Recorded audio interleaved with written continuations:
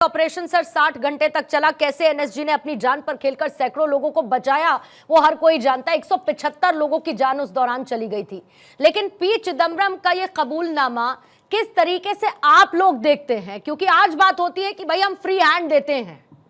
क्या उस वक्त अगर ये खुली छूट मिलती कि पाकिस्तान को जवाब दिया जाए तो आज के पन्ने कुछ और बयां कर रहे होते आतंकवाद की परिभाषा?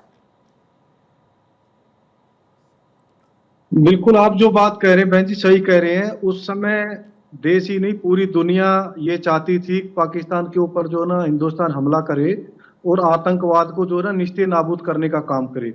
और ये आज नहीं, ये पहले से इन चीजों का खुलासा हो चुका। बहुत सारे सीनियर अधिकारी भी ये बात बोल चुके हैं। और वो हमला कोई मामूली हमला नहीं था। उस हमले में जिस तरीके से जो है ना एनएसजी को लेट किया गया। और दूसरी बात मैं जो कहना चाहूंगा, पी चिदम्बरम जी ने जो है ना अपनी बात को मंजूर किया है। मैं हमला करना चाहते था परंतु प्रधानमंत्री जी ने हमला नहीं करने दिया। मैं आपके चैनल के माध्यम से चिदम्बरम साहब से पूछना चाहता हूं कि 2008 के अंदर हमला हुआ, जिन कमांडो ने जो है ना वो ऑपरेशन को अंजाम दिया, न्यूट्रलाइज किया, हम लोगों ने 7 बंदों को जो है ना ताज होटल के अंदर 7 बंदे एनएसजी के जो है ना चोट लगी, डिसेबल हुए, 4 मिलिटेंट मारे, 2 नेरीमन हाउस में मिलिटेंट मारे, 2 बंदों को डिसेबल हुए। किसी भी बंदे को गैलेंट्री अवार्ड नहीं दिया, बल्कि हम लोगों को नौकरी से बाहर करने वाला गृह मंत्री जो अभी हाँ कर रहा यही पी चिदम्बरम था। इन्होंने 14 साल की नौकरी के अंदर मुझे घर भेज दिया था। 19 महीने तक पेंशन नहीं आ रही थी। ये जितने जो है ना आतंकवाद के साथ उस समय की सरकार मिली हुई थी, ये मैं नहीं, जो ना मनी साहब ने भी इस चीज को बोला, अनेकों लोगों ने इस चीज का खुलासा किया और देश ने देखा।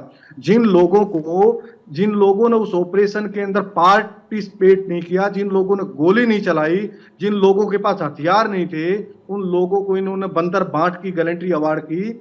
और जिन कमांडो ने आतंकवादियों को मारा उनको नौकरी से घर भेज दिया और 19 महीने तक पेंशन नहीं मिली, ना ही हमारा इलाज कराया जा रहा था, ना ही हम लोगों की देखरेख की जा रही थी। और दूसरा, जब मैं लड़ने के लिए गया था, मेरा 2 दिन का बेटा था, मैं एक गरीब किसान परिवार से था। किस तरीके से मैंने अपना इलाज किया, किस तरीके से मेरे जो दूसरे साथी नौकरी से बाहर गए उन्होंने अपना इलाज करवाया।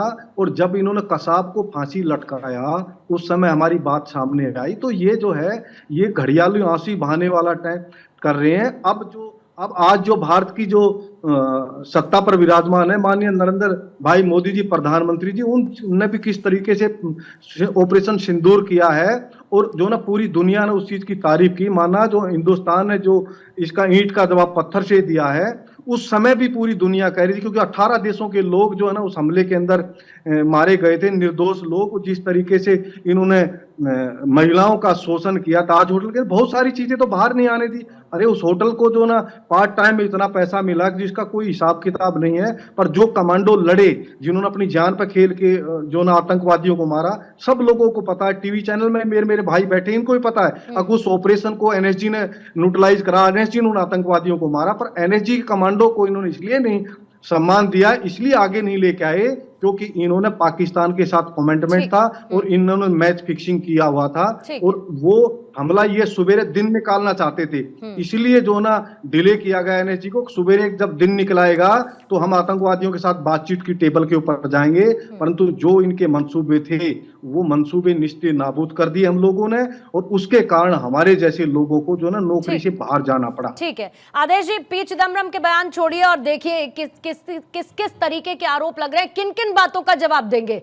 पन्ने पलटे जाएंगे तो ऐसी ऐसी भूल कांग्रेस की निकल कर आएगी जिसका जवाब देना साहब मुश्किल हो जाएगा।